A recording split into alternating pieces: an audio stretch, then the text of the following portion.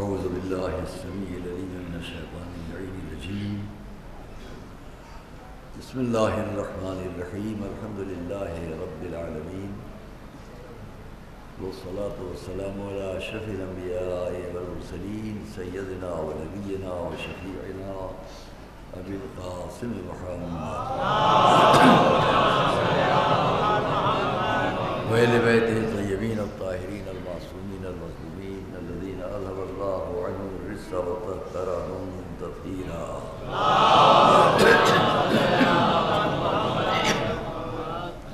ورحمۃ اللہ علی اعدائهم وقتلتهم وغاصبی حقوقهم اجمعین من الاولین والآخرین. اما بعد فقد قال اللہ سبحانہ فی کتابہ المبین وقولہ الحق. بسم اللہ الرحمن الرحیم.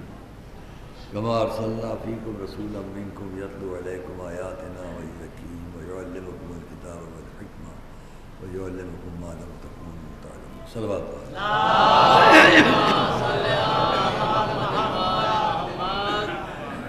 ہم نے آپ کے سامنے سورہ البقرہ کی 151ویں آیت اس آخری مجلس میں کس اشرے کی یہ عرض کر لیں کہ رسالت کا مقصود رسول کیوں یہاں بیان کر دیا گیا کہ جیسا کہ ہم نے اوپر کچھ باتیں کہی گئی ہیں اس کے حساب سے جیسا کہ ہم نے مرسل کیا تمہارے طرف رسول کو یعلمکم الکتاب والحکمہ جو کتاب اور حکمت کی تعلیم کو دیتا ہے یتلو علیکم آیاتنا ویعلمکم الکتاب والحکمہ نشانیوں کی تلاوت کرتا ہے کتاب و حکمت کی تعلیم دیتا ہے یزکیکم تمہارے نفوس کو پاک کرتا ہے ویعلمکم الکتاب ویعلمکم ما لم تکونوا تعلمون وہ تمام باتیں تمہیں تعلیم کرتا ہے جو تم نہیں جانتے.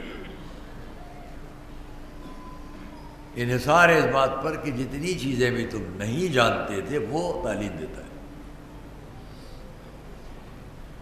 جب اس نے یہ سند دے دی کہ وہ تمام باتیں جو کتاب ہم سے اور آپ سے نہیں ہے خالی پوری دنیا کے ہر انسان سے ہے. قرآن کریم جہاں تک معجزہ ہے اور جن سب کے لیے معجزہ ہے وہ سب مخاطب ہوئے اس جملے کا. ان سب سے یہ خطاب ہوا کہ وہ تمام باتیں جو تم نہیں جانتے تھے وہ جسے ہم رسول بنا کر بھیج رہے ہیں وہ بتائے گا. آپ نے خیال کیا جب رسول کو وہ یہ سند دے کہ جو چیز بھی تم نہیں جانتے تھے وہ یہ بتائے گا تو ہمیں کہیں بھی نہیں ملا کہ رسول نے یہ فرمایا جو چاہے پوچھ لو. اب اگر کوئی یہ کہے کہ جو چاہے پوچھ لو تو سمجھ لو اللہ اور رسول کی طرف سے نیابتاً یہ بات ہو رہی ہے وہ خلافتاً بات ہو رہی ہے. سلامت کو جو چاہے پوچھ لو رسول نے نہیں فرمایا سلونی اما تم جو چاہے پوچھ لو. جب میرے اور آپ کے مولا نے یہ خطاب کیا تو اس کا مقصد یہ کہ جو قرآن کا اعلان ہے تو رسول تو قرآن بھیجے لے کے آئیں گے. قرآن کریم قیامت تک کے لیے اللہ کی طرف سے ہمارے آپ کے لیے قانون بن کر آیا. اب رسول کا معجزہ تو یہ قرآن ہے اور جو لفظ اس کی جو چاہے پوچھ لو تو کوئی تو ایسا ہو کہ جو قرآن کی طرف سے بھی اور رسول کی طرف سے بھی یہ کہے اسی کو اس کا حق ہے. اس کے لیے رسول خود یہ سند دے دیں کہ میں شہر علم ہوں اور علی اس کا دروازہ ہے. صلوات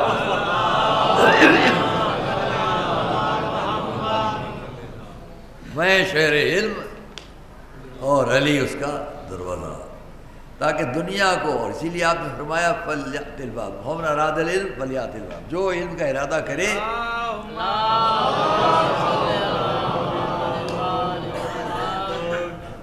جو علم کا ارادہ کرے وہ دروازے سے آئے. ہم آپ کے سامنے آج ایک فرمائش ہے ہم نے اس پر کبھی پہلے نہیں پڑھا ہے لیکن احتیاط کے ساتھ ہم اس موضوع پر آپ سے بات کریں گے اور اس لیے کہ پڑھنا چاہیے ہے ہمیں بیان کرنا چاہیے. آپ کو اس کا حق ہے کہ آپ اسے معلوم کریں، اور ہم پر یہ حق ہے کہ ہم اسے بیان کریں۔ لیکن اس طرح ہم نہیں بات کرنا چاہتے کہ جو ریکارڈ ہو کر بات جہاں تک جا رہی ہے وہ اس کو متحمل نہ ہو سننے کے۔ ہمارا اپنا انداز گفتگو یہی ہے کہ آپ بات سن لیں اور غور کریں، آپ سے مراد آپ نہیں جہاں تک بات جائے۔ متاسفانہ ایک بات شروع میں بھی ہم آپ سے کہہ دیں کہ دیکھیے مجالس کا ایک مقصد ہے ساری دنیا میں۔ امریکہ میں ہم سے ایک صاحب نے، ہمارے بڑے دوست اور عالم ہیں وہاں کے، بڑا نام ان کا نام میں نہیں لوں گا، میرے سامنے وہ پاکستان سے وہاں آئے، ایک طالب علم کی شان سے آئے، اور آج ماشاءاللہ بڑا نام ہے ان کا وہاں نیو جرسی میں، نیو یارک سے قریب۔ انہوں نے ہم سے ایک موقع پر یہ پوچھا، 2-3 سال گزر گئے ملتے جلتے، 2-3 سال کے بعد جب وہ وہاں اچھی طرح اسٹیبلشڈ ہو چکے ہیں اور اب ایک بڑے عالم کی طرح پہچانے جاتے ہیں، یہاں بھی ان کے مضامین چھپتے ہیں، بہت سے لوگ علمی طبقے کے لوگ جانتے ہیں، پاکستان کے ہیں۔ انہوں نے ایک موقع پر ہم سے سوال کیا کہ ہندوستان میں آپ سفر کرتے ہیں تو کس طرح کرتے ہیں؟ تو میں سمجھا نہیں، پہلے میں نے کہا آپ کیا کہنا چاہتے ہیں؟ بعض بہت ضروری اور مفید باتیں ہوتی ہیں جن کے لیے جو آن روڈ ہماری اس وکٹوریہ اسٹریٹ پر، سڑک پر، گلی کے باہر جو لوگ کھڑے ہوتے ہیں اور بیٹھے رہتے ہیں مجلس سننے کے لیے، ان سے میں کہوں گا مدرسہ نازمیہ میں بہت جگہ ہے، وسیع جگہ ہے، آرام سے بیٹھنے کی جگہ ہے، سڑک کی تکلیفیں اٹھانے کے بجائے آپ یہاں آ سکتے ہیں۔ ایک صلوات محمد علیہ۔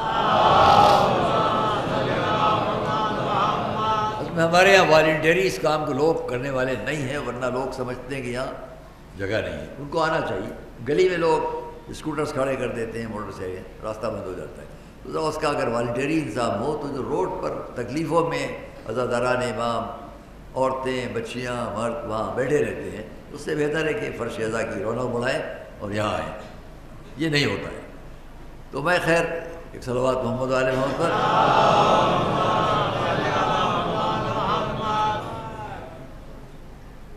انہوں نے جب یہ پوچھا ہندوستان میں آپ کیسے سفر، کسی وجہ سے کہہ رہا ہوں،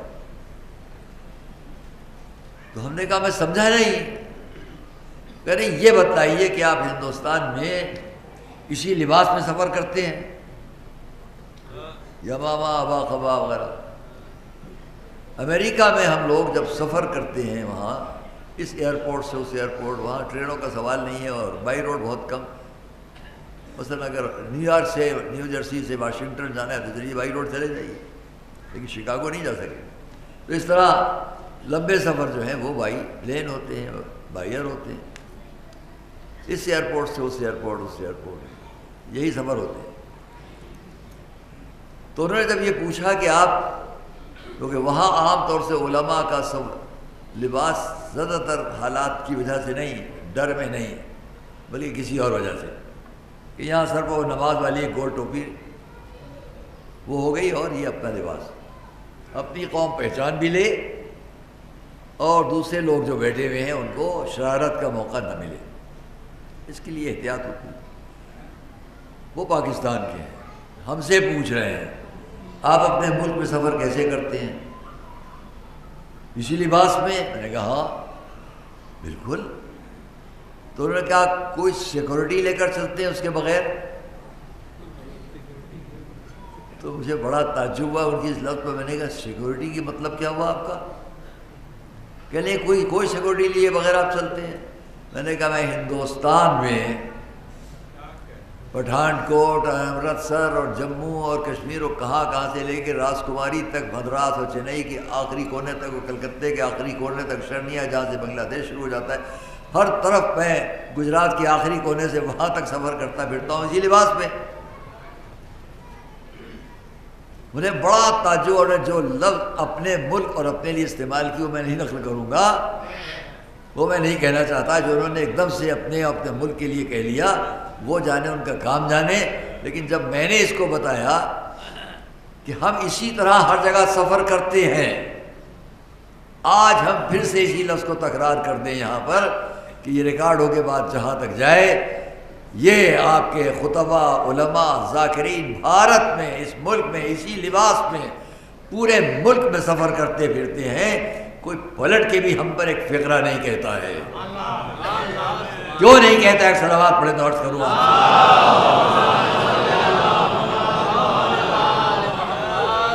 میرا دل چاہے گا کہ میں اپنی قوم کے لوگوں سے آج کی تاریخ بہت کچھ کہتا ہوں، اور اس کے لیے میں تھوڑا وقت لیدا کرتا ہوں۔ اگر وقت آ رہا تو کہوں گا، ورنہ وقت نہیں ہے۔ تو میں اتنا چاہوں گا کہ غور کریں ہمارے تمام دنیا کے افراد کہ ہم اس ملک میں اس طرح کیوں چلتے ہیں۔ ایک وجہ جو میرے ذہن میں بتاتا ہوں، ہم نے اپنے ملک کے لوگوں کو صرف اسلام نہیں پیش کیا، بہت احتیاط سے کہوں گا، ہم نے اپنے ملک کے لوگوں کے سامنے، اپنے برادران وطن کے سامنے صرف اسلام نہیں پیش کیا، روح اسلام پیش کی۔ صلوات محمد علیہ وسلم۔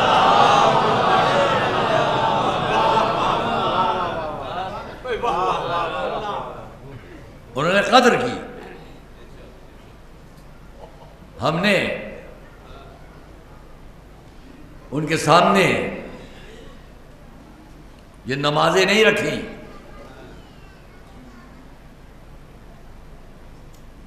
اپنے برادران وطن کے سامنے ہم نے اسلام نمازوں کی شکل میں نہیں پیش کیا، ان مجلسوں کی شکل میں پیش کیا۔ پڑھیں صلوات محمد علیہ وسلم۔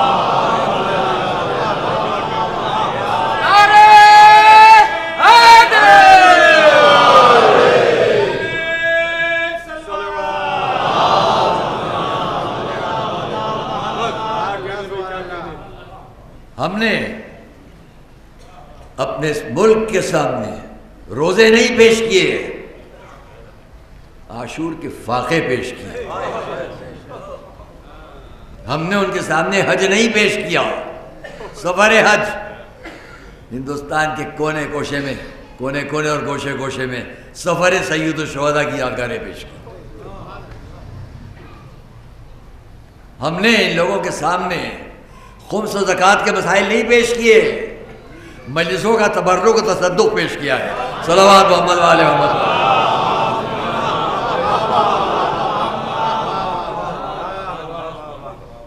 بہت کہتا مگر بہت اختصار کے ساتھ، اجمال کے ساتھ، تاکہ دنیا تک یہ آواز جائے۔ عزیزان گرامی، اسلام ایک جسم ہے، نمازیں، روزے، حج، زکوٰۃ، خمس، جہاد سب اس کے اعضاء ہیں۔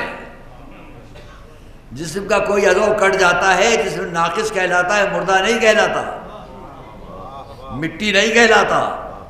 روح نکل جائے تو مردہ ہے۔ یہ نماز، روزہ، حج، زکوٰۃ، خمس، جہاد سب اسلام کا جسم ہے، اس کے اعضاء ہیں، مگر ان سب کے درمیان دوڑتی ہوئی روح محبت اہل بیت ہے۔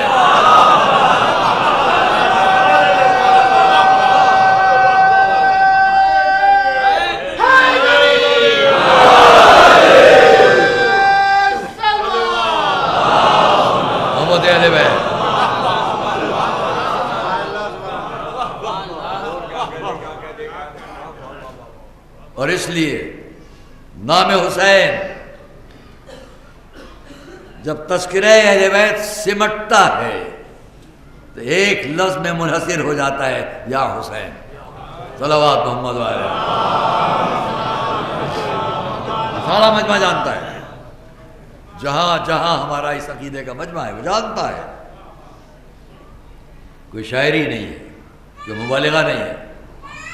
جب ہم اپنے ملک میں گزرتے ہیں تو چاہے وہ ہماری زبان جانتے ہوں یا نہ جانتے ہوں، میں کیرالہ میں گیا، ملیالم والوں سے بات ہوئی، تیلگو اور تامل والوں سے، کنڑ زبان والوں سے، سب کے درمیان بہت گیا ہوں،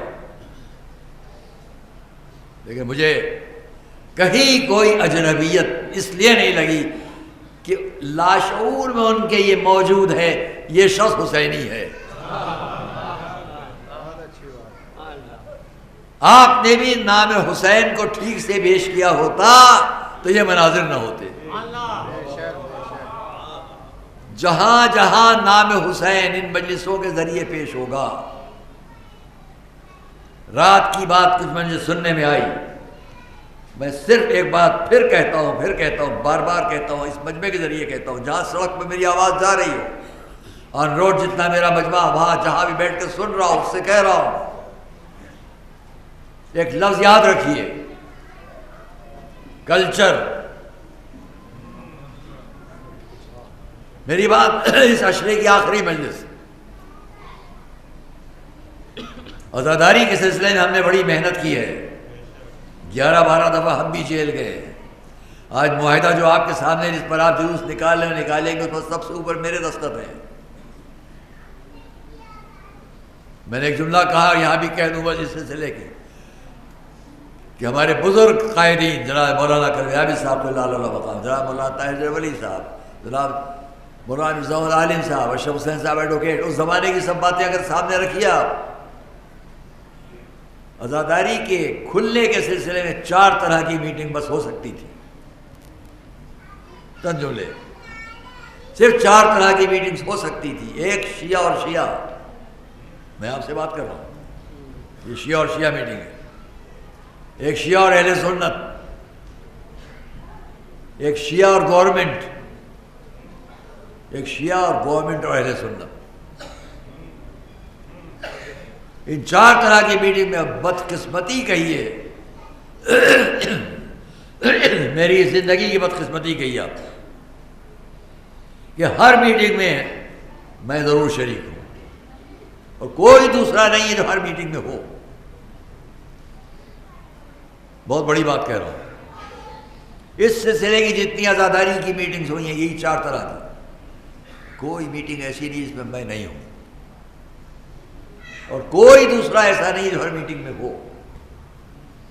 اس لیے اس مسئلے پر میں جتنے کاغذات، جتنے ڈاکومنٹس، جتنی واقفیت، جتنے معلومات رکھتا ہوں، کوئی نہیں ہے۔ اس وقت کہہ رہا ہوں اس مجمع میں کوئی نہیں ہے، پورے یقین سے کہتا ہوں۔ بہت کم بولتا ہوں اس بات پر، کیونکہ ہر جملہ اور ہر لفظ فوراً ایک لہر دوسری دے دیتا ہے، احتیاط کرتا ہوں۔ ہم ان تاریخ گوشوں میں بھی گئے برادران اسلام سے بات کرنے کے لیے کہ عزاداری کو مت روکو۔ ہم مولانا اطہر صاحب ان کو لے کر گیا، چلیے ایک ایسی جگہ گئے جہاں مجھے دھمکی دی گئی، آپ دیکھ رہے ہیں بم لٹکے ہوئے، میں نے کہا آپ مجھے مار دیں، میں سمجھانے آیا ہوں یہ غلط ہے، یہ وہاں بھی ہے، ڈرائیے نہیں۔ آہستہ آہستہ وہ وقت آ گیا کہ معاہدہ ہوا،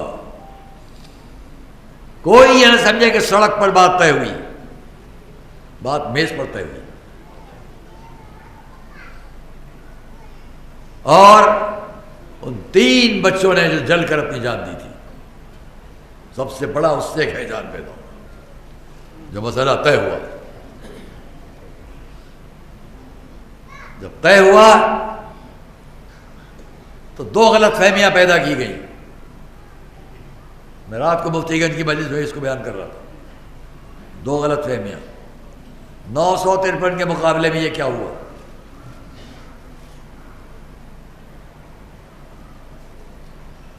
اور یہ بات تو پہلے ہی کر لیتے، سمجھ رہے ہیں آپ، یہ بات پہلے ہی کر لیتے۔ جو سمجھنا چاہتے ہوں، جاننا چاہتا ہوں، اشارتاً اس بات کو کہہ کے بس مجلس کی طرف آ جاؤں واپس، کیونکہ آج کی تاریخ میں ہمیشہ کچھ کہتا ہوں تاکہ بچوں کے لیے، جوانوں کے لیے آگے کی تاریخ تک کچھ یاد رہ جائے۔ یہ معاہدہ جو ہوا تو کہا گیا یہ تو اگر دینا تھا یہ تو پہلے ہی دے دیتے۔ سن 1969 کے معاہدے میں نہیں شریک ہوں، 74 میں نہیں ہوں، اوپر لکھا ہوا ہے، ترجمہ کیجئے گا آپ، the praise of the companions of the prophet, ترجمہ فرمائیے۔ سن 69 حق ہے ان کو اس کا اپنی مسجدوں پر، the praise of the companions of the prophet, کیا ترجمہ ہوا؟ سن 74 وہ گپتا، یہ بھوگنال جی کے زمانے کا، پیغمبر صاحب کے ساتھیوں کی پرشنسا، یہ اس میں لکھا ہوا ہے۔ پیغمبر صاحب کے ساتھیوں کی پرشنسا کا حق ہے ان کو مسجدوں پر. کیا مطلب ہوا؟ انگلش میں جائز ہے، ہندی میں جائز ہے، اردو میں نہیں. بس اشارتاً کہا میں نے، یہاں یہ بھی نہیں لکھا گیا. اور جو معاہدہ ہوا حسینیہ غفراماب میں ہم خود لے کر گئے اس کا خاکہ کہ یہ ہوگا. مولانا کلب جواد صاحب نے ممبر سے بیٹھ کے پڑھا کر آپ کو یاد ہو، میں ساتھ بیٹھا. معاہدہ پہلے سنا لیا گیا پھر پاس کیا گیا. ہم 953 کلاب عاشور کو علم اٹھائیں گے. جہاں بھی میری آواز جا رہی بڑی احتیاط سے سنیے گا، بعد میں چپکلش نہ ہو، آپس میں گفتگو نہ ہو، جو مجھ سے پوچھ لیا گیا. 953 جلوس کہاں ہیں؟ کہنے کو کہہ لیجئے، لائیے دکھائیے. صرف بھڑکانے کی بات، گمراہ کرنے کی بات، ذہنوں کو پریشان کرنے کی بات. کہاں ہے 953 جلوس؟ ہم سے زیادہ ریکارڈ جانیں گے آپ؟ ہیں کس طرح ہیں؟ جب معاہدہ ہوا ہے اس وقت اور آج آپ کی کتنی انجمنیں ہیں؟ اس مجمع میں کوئی صاحب بتائیں گے ہماری کتنی انجمنیں ہیں؟ جی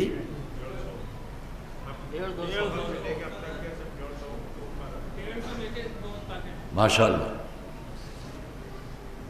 جب 1969 میں 74 میں 77 میں 74 کی بات آ جائیے، اکبری گیٹ پر مولانا کلب عابد صاحب، مولانا کلب صادق صاحب اللہ ان کو طول حیات دے، دونوں کی ڈیوٹی تھی. منصور نگر تراہے پر مولانا طاہر جنوری صاحب اور مولانا آغا روحی صاحب کی ڈیوٹی تھی. اور پل غلام حسین سے سارے علموں کو پاس کرنے کی ڈیوٹی ہم دو کی تھی، میری مرزا محمد عالم صاحب. ہم یہ ساری باتیں کہیں تو گھنٹوں چاہیے، آپ سے کیا بات کریں. ہر علم کے ساتھ ہم کو اکبری گیٹ سے منصور نگر تراہے تک جانا تھا. اس وقت آپ کی 112 انجمنیں تھیں، اور جب یہ معاہدہ ہوا تو آپ نے ٹھیک کہا، آپ 150 انجمنیں تھیں. یہ 150 انجمنیں نہیں تھیں اور نہیں ہیں. اس لیے میں نے عدد پوچھا. ہر انجمن ایک جلوس. آئی بات ذہن میں؟ ہر انجمن ایک جلوس. عاشور 150 جلوس، چہلم 150 جلوس، 8 ربیع الاول 150 جلوس، 19 20 21 رمضان 150 تابوت. اب یہ جتنا بھی عدد بنے صلوات بھیجیے محمد علیہ. بس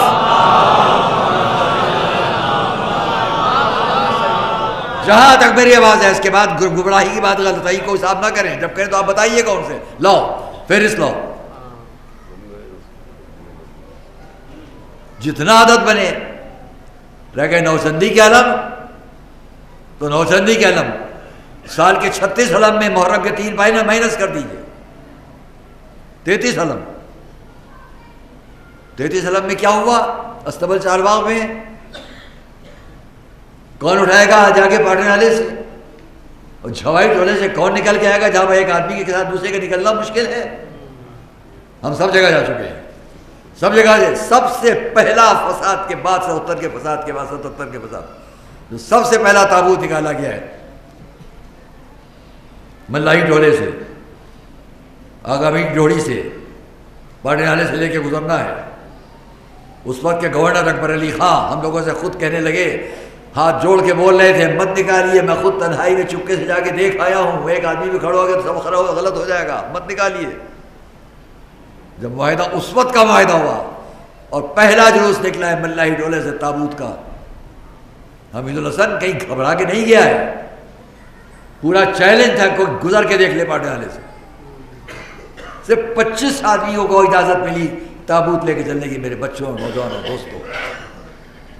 ان 25 آدمیوں میں جو لے کے چلے تابوت آغابی کی ڈوڑی سے، وہاں سب آئے ہمارے بزرگ، جو طے تھا 25 پہ کون جائے. 23 آپ لوگ تھے، 2 ایک میں، ایک مولانا مرزا محمد عالم، بس ماریں گے پہلا جلوس، پہلا، بالکل پہلا، اس چیلنج پر کہ ہم نکلو تو مار دیں گے. گئے، مار دو. کچھ دیر کے بعد ہم نے دیکھا بھاگتے دوڑتے مولانا آغا روحی صاحب آ رہے ہیں. کیوں؟ انہوں نے کہا حمید بھائی آپ اکیلے جائیں گے، میں آپ کے ساتھ چلوں گا. ایسا نہیں ہوگا. جذبات عام سب میں.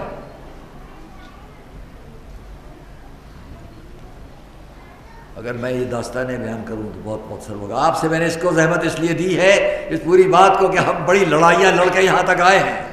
لڑائیاں مراد فساد والی لڑائیاں نہیں، عقل والی لڑائیاں، محنت والی لڑائیاں. یہ سب کر کے آئے تب آج آپ کے پاس عزاداری ہے. مجھے صدمہ جب ہوتا ہے جب عزاداری کے سلسلے کوئی اپنی طرف سے کوئی نیا کام کر دیتا ہے، بات بھی آگے نہیں پوچھتا. 24 سال چپ کے بیٹھے رہے آپ لوگ جب ہم لوگ لڑ رہے تھے. جب 24 سال بعد کام ہو گیا تو ہم سے پوچھنے کی بھی ضرورت نہیں ہے. یہ کریں کہ نہ کریں.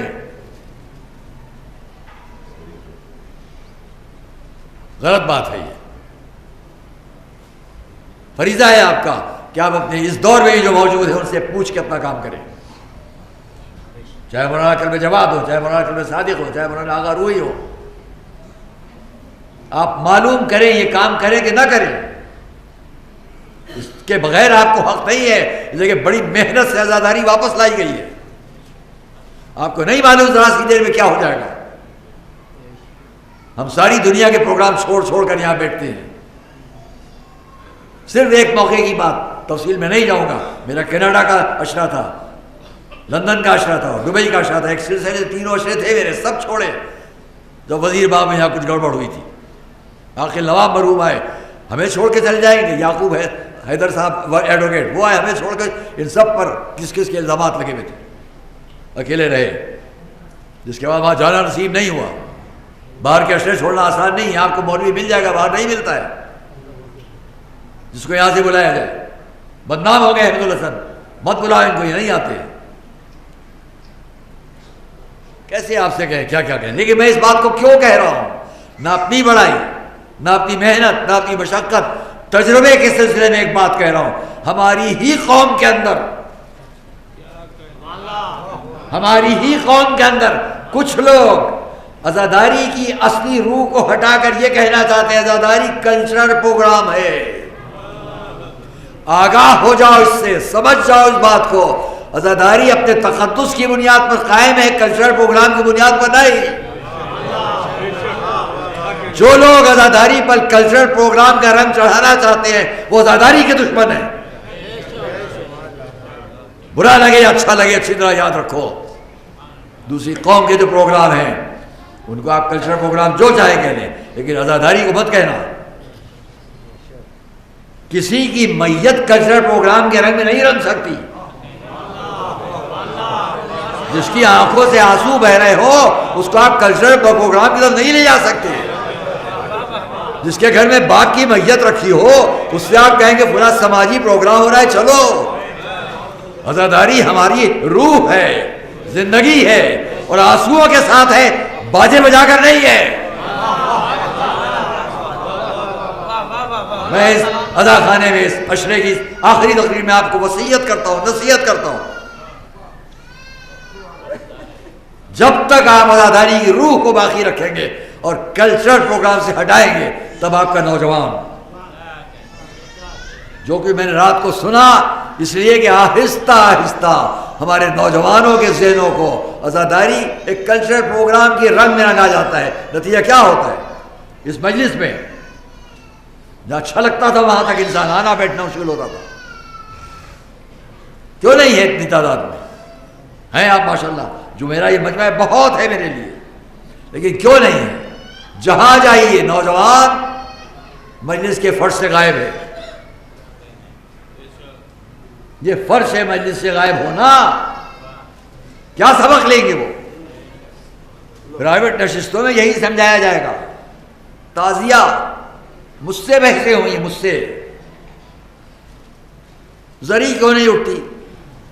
جناب وہ تو لکھنؤ کی عزاداری جو ہے کلچر نشانی ہے، لکھنؤ کی تعزیہ کلچر نشانی ہے. معاذ اللہ سماجی کام کی نشانی ہے وہ عزاداری جس سے اسلام باقی ہے، جس سے قرآنی تعلیمات باقی ہیں، جس سے تاریخ اسلام زندہ ہے، وہ اس عزاداری کی وجہ سے، نام حسین کی وجہ سے، اور آپ اہل لکھنؤ کے اس رشتے کی بنیاد پر ہے جو آپ عزاداری سے تقدس کا رشتہ رکھتے ہیں۔ بہت نازک بات ہے، اگر آپ نے عزاداری سے تقدس کا رشتہ توڑ دیا تو بے شک یہ کلچرل پروگرام ہو کر رہ جائے گی اور پھر عزاداری کا کوئی مشن نہیں رہ جائے گا۔ یہ سڑکوں پر میں کیوں چیختا رہتا ہوں، اس طرح مت آپ تبرک کو تقسیم کریں۔ کل کی رپورٹ آپ کو معلوم ہے، ہم تک پہنچی، یہ سڑکوں پر تبرک، یہ کھایا پیا، آدھی روٹیاں معاذ اللہ کہاں پڑی ہوئی ہیں۔ کیا طریقہ تھا ہمارا آپ کا، اب بھی ہے، اس مجمع کا یقیناً ہوگا جو میرے سامنے ہے۔ گھر میں آپ نظر دلاتے ہیں، جب بچہ آ کے نظر کی چیز اٹھانا چاہتا ہے اب اسے روکتے ہیں، اپنے ہاتھ سے جگہ دیں گے۔ اگر ایک دانہ بھی زمین پر گر جائے گا تو اسے اٹھا کے چوم کے آپ رکھیں گے۔ ہوتا ہے کہ نہیں ہوتا ہے؟ آخر مجمع تک پوچھ رہا ہوں، آپ کے گھر میں نظر ہوتی ہے؟ اگر نمک پارے کا ایک ٹکڑا بھی زمین پر گر گیا نظر کا، تبرک کا، تو اسے آپ پیروں سے کچلتے ہیں کہ آنکھوں سے لگائے کنارے رکھتے ہیں؟ کنارے رکھتے ہیں احتیاط سے کہ نہیں؟ آگے تک بتائیے، اگر ایسا ہے تو ہاتھ اٹھائیے، پورا مجمع ہاتھ اٹھائے۔ ہوتا ہے ایسا؟ جزاک اللہ، جزاکم اللہ۔ یہ مجمع اس کا گواہ ہے کہ ہمارے نزدیک تبرک ہو، مجلس ہو، عزاداری ہو، یہ سب روحانیت کی نشانیاں ہیں، تقدس کی نشانیاں ہیں، دنیاوی کاموں کی نشانیاں نہیں ہیں۔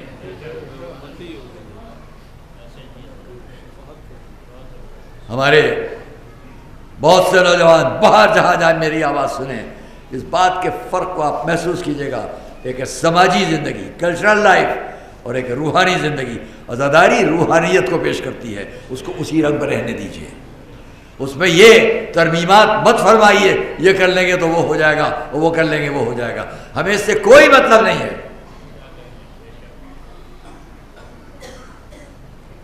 ایک صلوات محمد والے۔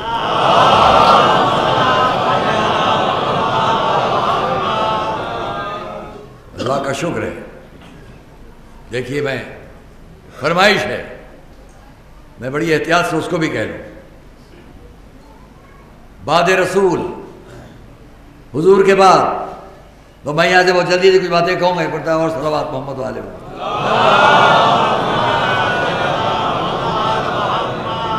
حضور کے فوراً بعد جو اسلامی زندگی حضور نے اپنی زندگی میں پیش کی تھی، 40 سال اعلان نبوت سے پہلے، 13 سال مکہ کی زندگی میں، 10 سال مدینہ کی زندگی میں۔ میں کہہ رہا ہوں، بڑی احتیاط سے کہوں گا بات، پوری تاریخ کو سمیٹ کے چند لفظوں میں رکھنا چاہتا ہوں مگر احتیاط کے ساتھ۔ اب میرا خطاب صرف آپ سے نہیں ہے، عالم اسلام میں جہاں جہاں جو محقق، مفسر، عالم کوئی بھی ہو، میری بات کو سنے اور مجھے جواب دے۔ حضور کی زندگی 40 سال قبل اعلان نبوت، عہد نامے میں اس جمعے کے حساب سے ہی مضمون بھیجا ہے، وہ انشاءاللہ شاید کل نہیں آ پائے گا، پرسوں آئے، پڑھیے گا۔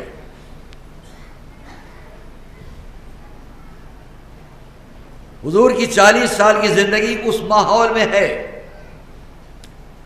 جہاں عرب کا امتیاز آج کا بھی ہر مورخ، ہر رائٹر لکھے گا کہ عرب کے اس دور کا سب سے بڑا فخر، امتیاز، پہچان دو چیزوں سے تھی، یا تلوار یا شاعری، رزم بزم۔ راتوں کو صحرا میں ریگستانی میدانوں میں جب لیٹتے تھے، آسمان میں چمکتے ہوئے ستاروں کو دیکھتے تو شاعری کرتے تھے، اور دن کی تیز دھوپ میں جلتی ہوئی ریت پر جب چلتے تھے تو جنگ کرتے تھے۔ یہ عرب کی تاریخ، یہ بیان کروں تو پورا بہت بڑا بیان چاہیے، لاؤ مجھے کسی جگہ تاریخ میں دکھا دو کہ عرب کے وہ سارے جنگجو لوگ جو ہر قبیلے میں تھے، سب سے بڑا محترم قبیلہ تھا بنی ہاشم، قریش ان میں بنی ہاشم، کہیں دکھا دو 40 سال کی زندگی میں رسول کو تلوار کی مشق کرتے ہوئے، گھوڑے کو دوڑاتے ہوئے، تیر اور کمان چلاتے ہوئے۔ جو 40 سال نہیں کیا وہی 23 سال بھی نہیں کیا۔ صلوات محمد علیہ۔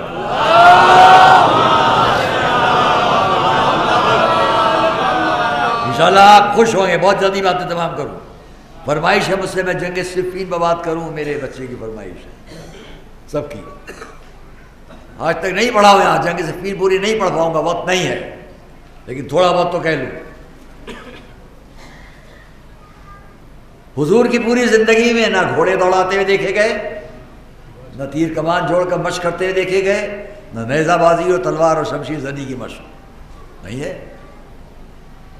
اچھا تو حضور نے یہ مشق نہیں کی تو میدان جنگ میں بھی کبھی یہ سب کرتے ہوئے نہیں دکھائی دیے۔ اس سے یہ بات تو سمجھ میں آ گئی کہ حضور کا مشن جنگ کے ذریعے کوئی چیز کرنا نہیں تھا۔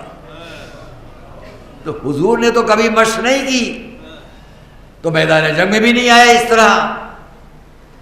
لیکن ایک نام تو سب جانتے ہیں کہ جس کے ذریعے ہر جنگ کا میدان فتح ہوا، جس کے ذریعے ہر جنگ کا میدان فتح ہوا، کم سے کم اسی کے لیے لا کے دکھا دو کہ کبھی تلوار کی مشق ہو رہی ہے، کبھی گھوڑے کی مشق ہو رہی ہے، کبھی تیر کمان کی مشق ہو رہی ہے۔ علی کی ایک جگہ مشق لا کے دکھا دو، بات کرنا چھوڑ دوں گا۔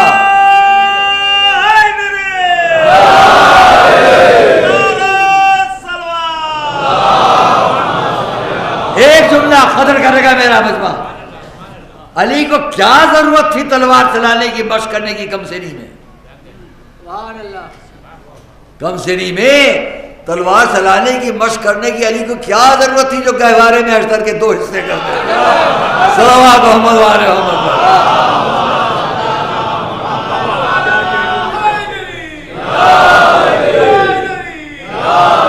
اور اسے کیا ضرورت ہے تلوار کے لیے مشق کرنے کی جس کا ہاتھ ید اللہ ہو؟ صلوات محمد علیہ۔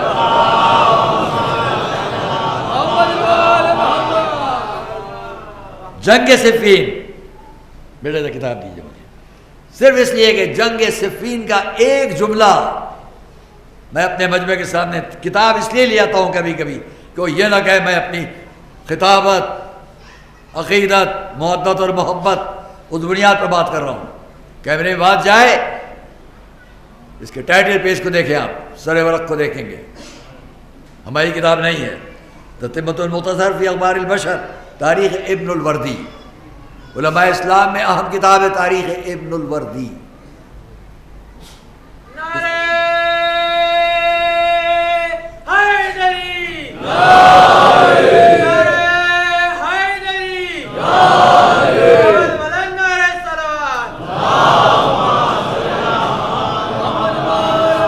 اس میں کا ایک جملہ جو رسول نے نہیں کیا، جنگ بنیاد نہیں ہے اسلام پھیلانے کی، تلوار چلانا، طاقت کا اظہار اسلام کی بنیاد نہیں ہے۔ جو رسول نے نہیں کیا وہی علی نے بھی نہیں کیا۔ یہ بدر و احد و خیبر و خندق مقابلے ہیں دفاعی، حملے والے نہیں ہیں۔ اس کی دلیل کیا ہے؟ جب ایسا وقت آ جائے کہ بعد رسول 25.5 سال گزر گئے اور اب اسلام کی تصویر کو وہی لوگ، بہت احتیاط سے کہوں گا، ذرا غور تو کریں سب لوگ، حضور کی 23 سال کی اعلان نبوت کے بعد کی زندگی میں سب سے زیادہ کس نے حضور کو ستایا؟ سب سے زیادہ کس نے بدر، احد، خیبر، خندق میں یہودیوں کو آبادہ کرنا، فتح مکہ تک؟ سبحان اللہ۔ جب 21 سال گزر گئے اعلان نبوت کو، تب رسول کے سامنے اب سر جھکایا۔ مورخین نے لکھا یہ سر جھکانا موت کے خوف سے ہوا، اسلام کی محبت میں نہیں تھا۔ یہ وہ اسلام تھا جو ڈر میں لایا جاتا ہے. صلوات محمد والے.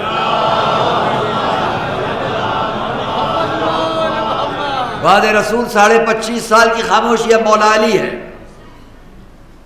دریا کو پار کیا. آج بھی وہ شہر بدترین شہر شمار ہوا دشمنان اہل بیت میں، دشمنان حریم، جس کا نام رقہ ہے. میں جا چکا ہوں، آپ بھی جا چکے ہوں گے، تو زیارات کے لیے گئے ہوں. دریا پار کرتے ہی وہ میدان صفین ہے جہاں جنگ صفین ہوئی. وہاں ایک روایت تقریباً 110 دن تک اس کتاب کی تحقیق کی بنیاد پر، اور آگے بڑھے تو تقریباً یہ جنگ شروع ہوئی سن 37 سے لے کر 38 تک. 36 کے خاتمے سے پورا 37 ہجری اور 38. اس جنگ میں ہوا کیا دوستو اور عزیزو؟ جہاں تک آواز ہے، لوگ نہیں پڑھتے، میں بھی نہیں پڑھتا ہوں، تکلیف ہوتی ہے. ان کے بقول ایک صلوات پڑھیں تو عرض کروں.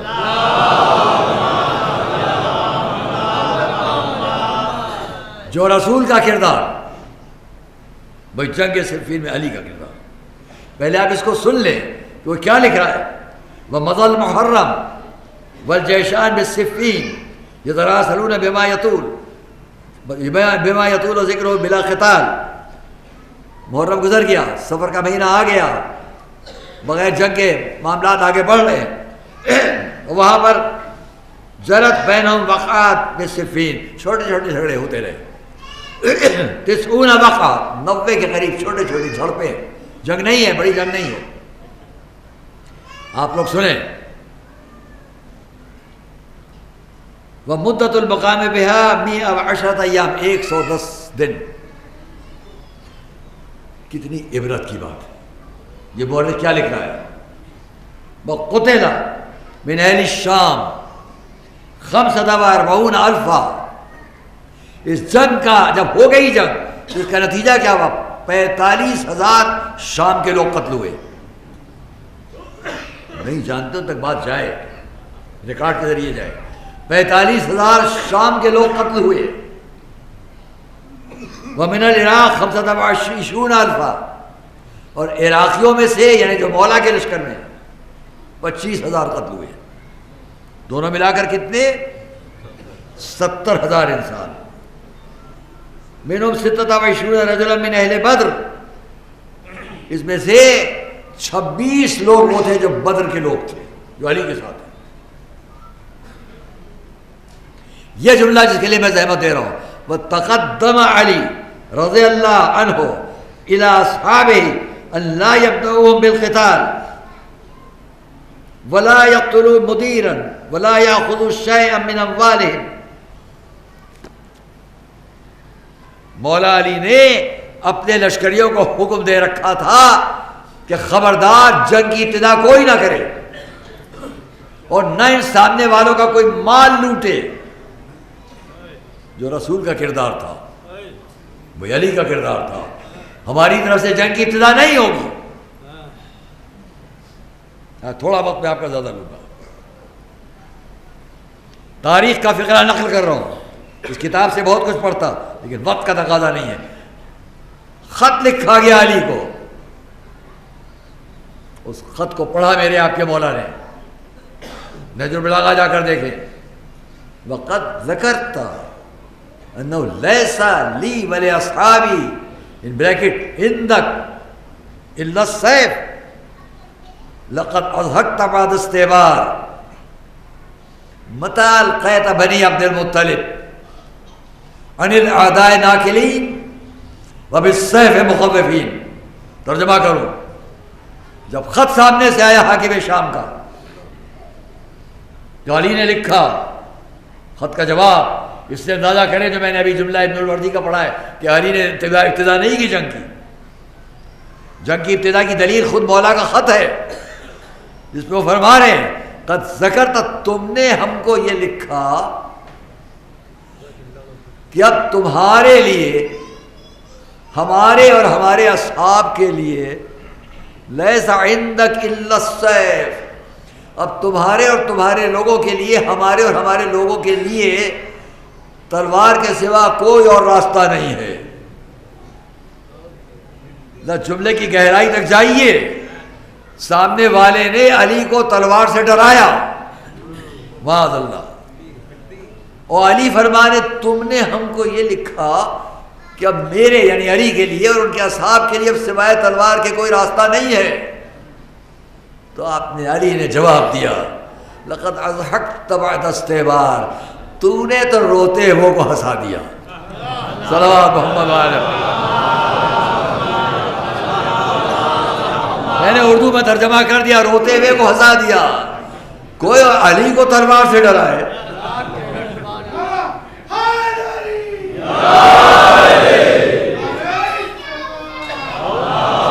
متى الخیر بنی عبد المطلب، تم نے کب اولاد عبد المطلب کو ان الاعداء ناکلین، دشمنوں کے سامنے سے منہ پھیرتے ہوئے اور تلوار کے سامنے ڈرتے ہوئے دیکھا؟ کب دیکھا؟ یہ علی کا سوال ہے. اسی بس بہت کم وقت ہے، مصائب بھی پڑھنا ہے، اس کے لیے مجھے 1 گھنٹہ کم سے کم پورا اور چاہیے. لیکن آگے کی مجلس یہ فوراً بات کو تمام کرنے کے لیے اتنا کہوں گا کہ اور تاریخ میں پڑھو، اسی کتاب میں ہی موجود ہے. الفاظ بدلے ہوئے ہیں، الگ الگ روایات پہ الگ الگ تاریخوں میں نے الگ الگ اعتبارات سے دیکھا. جہاں مولا علی نے میدان جنگ میں کھڑے ہو کر آواز دی، پکارا آپ نے،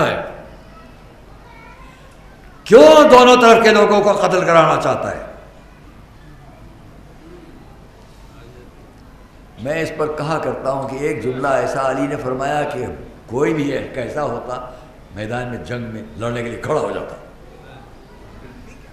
لیکن مولا نے دوسرا جملہ ایسا کہا کتنا ہی بہادر کیوں نہ سامنے کھڑا ہوتا بیٹھ جاتا. کھڑا کہاں ہو جائے گا لڑنے کے لیے، بیٹھ کہاں جائے گا؟ ایک ہی جملے میں دونوں باتیں ہیں. جہاں علی فرما رہے ہیں فدع الناس جانبا، لوگوں کو کنارے رکھ، خود کیوں نہیں آ جاتا مقابلے میں؟ خود کیوں نہیں آ جاتا مقابلے پر؟ اور تجھ کو تو حق بھی آنے کا، اس لیے کہ میں تیرے نانا کے بھائی، تیرے بھائی اور ماموں کا قاتل ہوں. میدان بدر میں میں نے ان کو قتل کیا ہے، کیسا ہی انسان تھا کھڑا ہو جاتا میں لڑنے چلوں گا. ٹھیک یاد دلایا ہے، لیکن دوسرا جملہ ہوتا کتنا ہی بہادر کیوں نہ بیٹھ جائے. مولا نے فرمایا مگر یاد رکھنا علی کے پاس اب بھی وہی تلوار ہے، علی کے پاس اب بھی وہی دل سے اور دشمنوں سے مقابلہ کرتا ہے. صلوات محمد علیہ وسلم.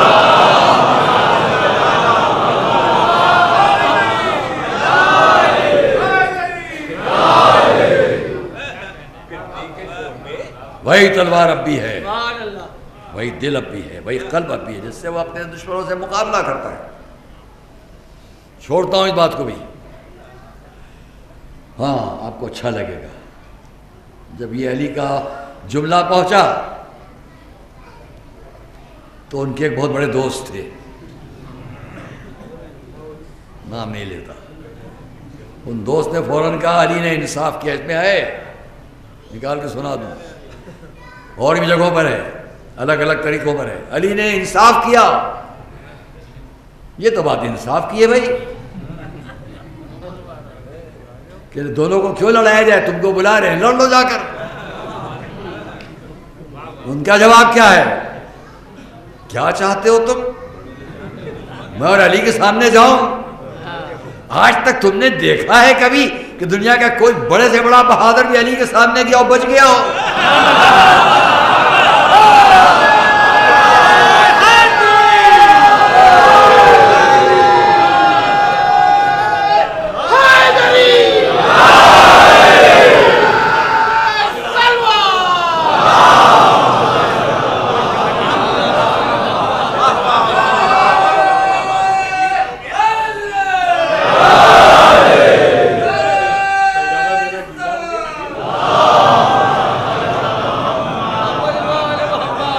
یہیں پر دوسری تاریخ میں ہے، آج تک تم نے دیکھا ہے کبھی کہ علی کے مقابلے میں کوئی شجاع گیا ہو اور اس کا خون زمین نے نہ پیا ہو؟ صلوات محمد علیہ. تو ان صاحب نے پھر جواب دیا تو یہ تو تمہارے لیے اچھا نہیں ہوگا. لوگوں میں بدنامی ہوگی کہ جنگ سے ڈر گئے، ہٹ گئے. تو ان کا جواب کیا تھا؟ میں خوب سمجھ رہا ہوں تمہیں لالچ دنیا کے عہدے کی ہے کہ میرے بعد اس کا فائدہ اٹھاؤ. اپنے غلام، اس کا نام حریث تھا، حریث سے سواد سے نہیں، رے رے یہ سواد، حریث. اس سے کہا اچھا وہ بالکل ان کی شکل کی تھی، صورت ایک جیسی تھی، بہت سے موقع اس سے یہ کام لیتے تھے، لوگ سمجھتے تھے وہی ہے. تو اس سے کہا خبردار میدان میں علی سے لڑنے کے لیے مت جانا. جو ساتھی دوست تھے انہوں نے اس کو آمادہ کیا، الگ چپکے سے سمجھایا بڑا نام ہو جائے گا تیرا اگر تو علی سے لڑ لے گا. وہ آمادہ ہو گیا، آ گیا، جس کو لکھنؤ میں کیا کہتے ہیں، میں کہوں بھرے میں آ گیا. صلوات اللہ.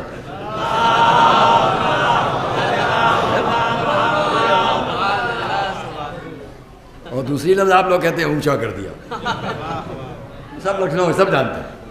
وہ جوش میں آ گیا، واہ واہ میرا نام ہو جائے گا. میدان میں آیا آگے چیخنے لگا میں ایسا بہادر، میں ویسا بہادر، میری تلوار جب پتھر پر پڑتی ہے اس کے ٹکڑے ہو جاتے ہیں، اور میں کسی سے لڑنے کے لیے نہیں آیا ہوں، میں کسی کو اپنے مقابل سمجھتا ہی نہیں ہوں. ہاں اس میدان میں ایک صاحب کو دعوت دیتا ہوں، اگر وہ آ جائے لڑنے کی تو لڑوں گا ورنہ نہیں چلا جاؤں گا. ان کا نام ہے علی بن ابی طالب.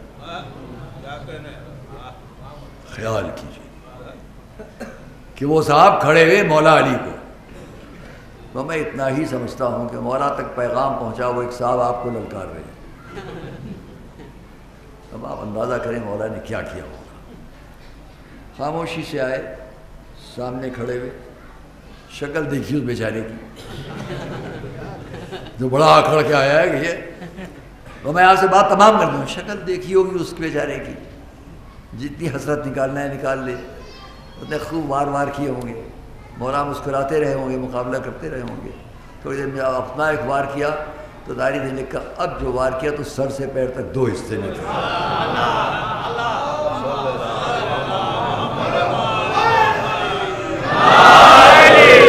برابر سے 2 حصے تھے اور چلے آئے واپس. مالک آئے ان کے، آقا آئے، قریب آگے بہت افسوس کیا کہ مت تیری جہالت کا یہی نتیجہ ہونا چاہیے تھا، جو لڑا علی سے. صلوات محمد علیہ وسلم.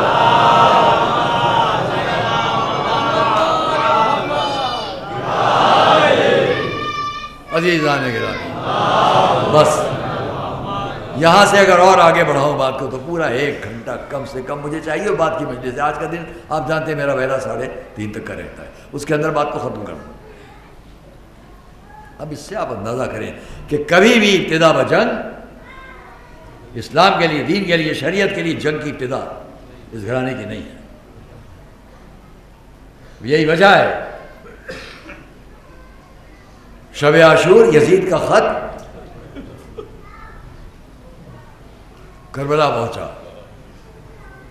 یہ باتیں میں کل بیان کرتا گزشتہ روز، اور امام حسین نے اس کا جواب آپ کے آقا ابوالفضل عباس کے ذریعے دلوا دیا.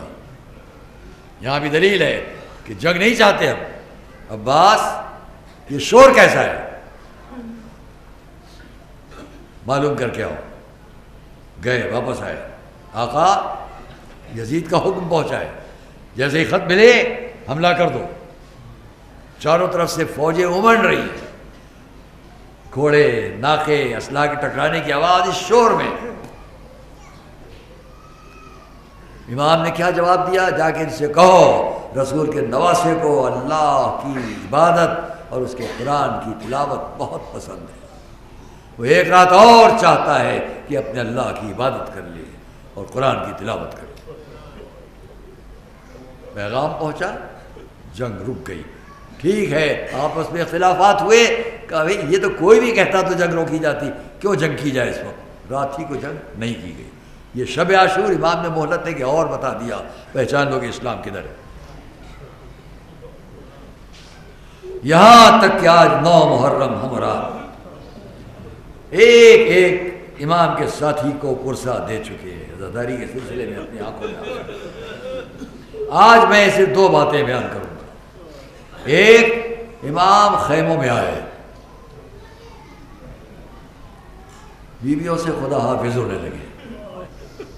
در خیمہ تک چلے، پلٹ پلٹ کر ایک ایک پر سلام کیا، زینب تم پر سلام، رباب تم پر سلام، رقیہ تم پر سلام۔ بہت سے لوگ ام لیلا کہہ دیتے ہیں جو غلط ہے، لیلا تم پر سلام۔ جب باہر نکلنا چاہا تو در خیمہ پر، خیمے کے در پر دیکھا کوئی پردہ اٹھائے کھڑا۔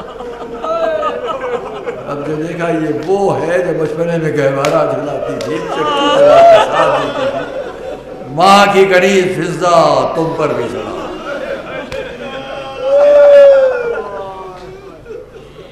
وفادار فرس تک آتے آتے دل کہتا ہے دائنی طرف دیکھتے ہوں گے، بائیں طرف دیکھتے ہوں گے، کبھی عباس، کبھی قاسم، کبھی اب کوئی نہیں ہے۔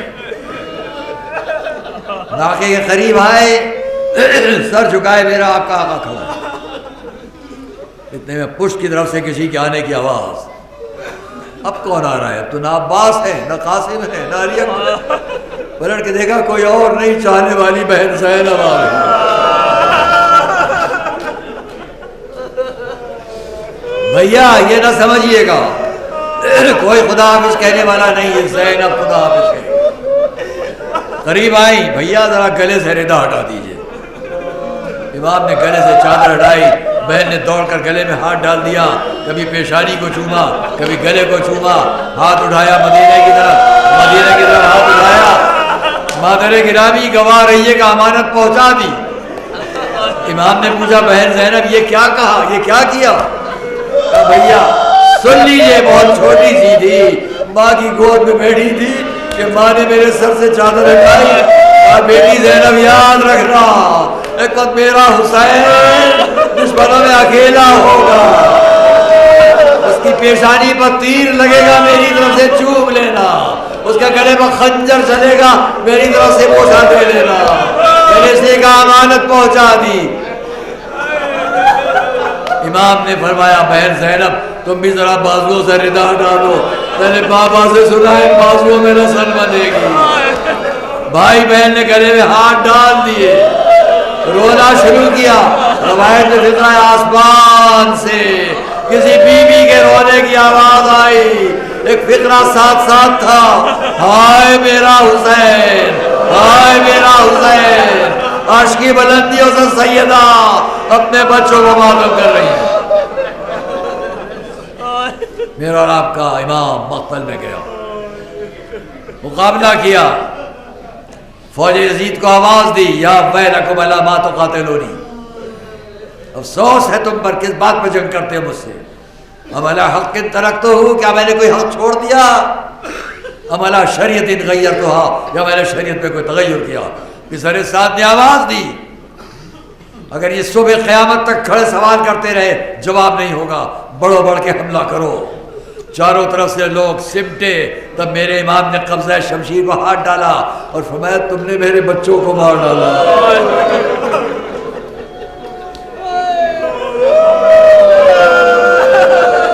عزیزان گرامی میں اس بات کو یہیں پر چھوڑتا ہوں، کچھ دیر کے لیے آپ کو مدینے لے چلتا ہوں۔ شار مدینہ پر، مدینے سے عراق کے راستے پر، آج بھی حج کے کارواں ادھر آتے جاتے ہیں۔ شار مدینہ پر محلے بنی ہاشم کے ایک مکان سے ایک چھوٹی سی بچی کچھ کنیزوں کے ساتھ آ کر شار مدینہ پر بیٹھ جاتی۔ عادت میں تھا کہ چلو چل کر بیٹھ جائیں، شاید کوئی مسافر رات جاتا ہوا مل جائے۔ معلوم نہیں کہ مسافر واقعی تھا یا قدرت کا بھیجا ہوا تھا۔ ایک مسافر کو جاتے ہوئے دیکھا، کنیزوں سے کہا ذرا پتہ لگاؤ یہ کون ہے، کہاں جا رہا ہے؟ جا کر کہا اے برادر شیخ یہ بتلا کہاں جا رہا ہے؟ کہا عراق جا رہا ہوں۔ کہا ایک کام کرو گے؟ کہا وہ کیا؟ کہا حسین ابن علی کی کمسن بچی ہے، اس نے اپنے بابا کے نام پر خط لکھا ہے، اس نے اپنے بابا کے نام پر خط لکھا ہے اور اس کی تمنا ہے کوئی اس کے بابا تک جو عراق ہے پہنچا دے۔ قریب آیا، کہا اس سے بڑا میرا کیا شرف ہوگا کہ میں حسین کی بیٹی کے کچھ کام آ جاؤں۔ خط لیا، وعدہ کیا ضرور پہنچاؤں گا۔ دوستو عزیزو بات ختم کر دوں آپ کے سامنے، وہ قاصد تو خط لے کر چلا، یا حسین قبضہ شمشیر پر ہاتھ ڈالا، تم نے میرے بچوں کو مار ڈالا۔ اب تو تلوار باہر نکالی، جنگ کرنا شروع کی۔ 3 دن کی پیاس، 3 دن کی پیاس کے بعد صبح سے عصر عاشور تک اٹھائے ہوئے لاشیں، جنگ کرتے کرتے دور تک دشمنوں کو اتنی دور پہنچا دیا کہ اس کے لیے شہزادی زینب کا بعد میں فکرہ تھا کہ اس عالم میں بھی میرے بھائی کی وہ جنگ تھی کہ کوفے کا کوئی گھر بعد میں ماتم سے خالی نہیں رہا۔ جب میرا اور آپ کا امام جنگ کر رہا ہے، دشمن دور دور سے جا کے پتھر پھینک رہے ہیں، کوئی تیر کمان میں جوڑ کر تیر پھینک رہا ہے، اس عالم میں امام نے دیکھا کہ قاصد ایک سوار قریب آ رہا ہے۔ قریب آیا، آ کر سلام کیا۔ امام نے پوچھا بھائی ان دشمنوں کے ہجوم میں تم کون ہو جو مجھ پر سلام کر رہے ہو؟ جواب دیا آقا مدینہ کی طرف سے آ رہا ہوں، آپ کی بیٹی سر راہ بیٹھی تھی، آپ کی بیٹی سر راہ بیٹھی تھی، آپ کے لیے خط دیا ہے لے کر آیا ہوں۔ امام نے خط لیا، لے کر پڑھا، ایک مرتبہ آنکھوں میں آنسو آئے، جنگ روک دی، خیموں کے قریب آئے، زینب، رباب، ایک ایک کو پکارا، بیویاں جمع ہو گئی، جواب دیا دیکھو یہ خط آیا ہے، اس میں تمہاری بیٹی سغرا نے لکھا ہے، ان کے بھائی علی اکبر کو سلام، ان کے چچا عباس کو سلام۔ رونے کا شور برپا ہوا، امام مقتل کی طرف مڑے، علی اکبر تم کو تمہاری بہن سغرا نے سلام لکھا ہے، اے عباس تم کو تمہاری بھتیجی نے سلام لکھا ہے۔ آخری فقرہ مت سنیے، کیسے امام وصیت پر عمل کرے، کیسے عمل کرے۔ آخری فقرہ ہے بابا ایک کام اور بھی ہے، میرے 6 مہینے کے بھیا کو میرا پیار پہنچا دیجیے، میرا سلام پہنچا دیجیے۔ حسین علی اصغر کو کیا کرے، سغرا کا سلام، سغرا کا پیار کیسے پہنچائے۔ واہ حسینہ، واہ۔